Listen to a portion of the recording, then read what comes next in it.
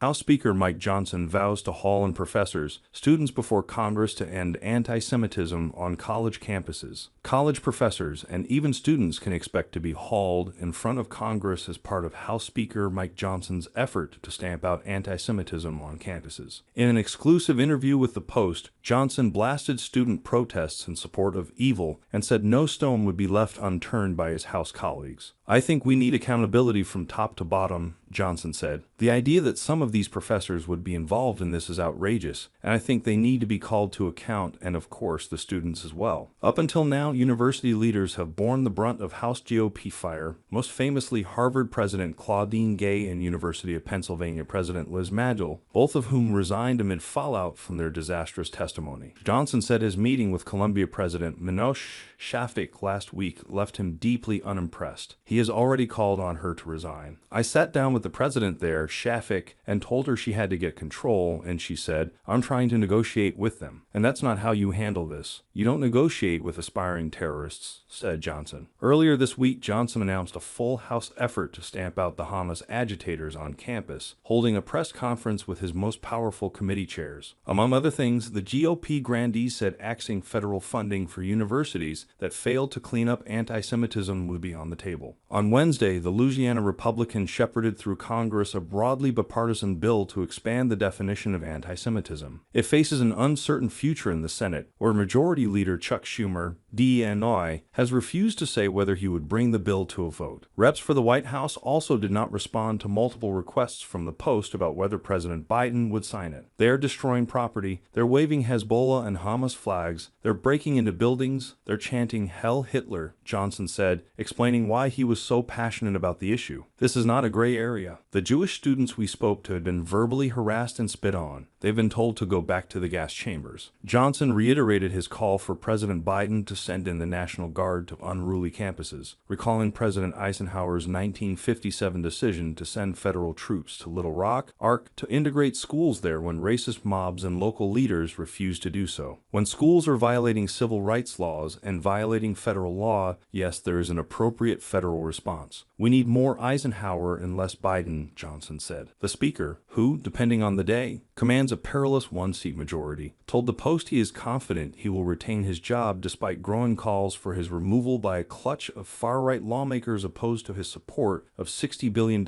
in U.S. aid to Ukraine. The House rebels are led by perennial rabble-rouser Rep. Marjorie Taylor Greene, who called the House vote a complete betrayal by Johnson. Greene filed a motion to vacate against Johnson, the same procedure used to topple former House Speaker Kevin McCarthy. "I can tell you that 99% of our conference agrees that this motion to vacate is wrong for our party, wrong for the institution, and wrong for the country," Johnson said. "It's a recipe for chaos, and it could happen at a very dangerous time. Marjorie enjoys attention. I think that's pretty clear," he said curtly. Johnson, who once was a Ukraine skeptic and previously voted against new rounds of funding for the country, famously pivoted on the issue, something he attributed in part to new intelligence he received after becoming Speaker. "Our own generals tell us that Ukraine would literally run out of ammo and defenses by the end of April, and so there's a fateful moment of decision. Do we abandon Ukraine in its time of greatest need?" Johnson said. "So we came to this moment of fateful decision. It was Churchill or Chamberlain."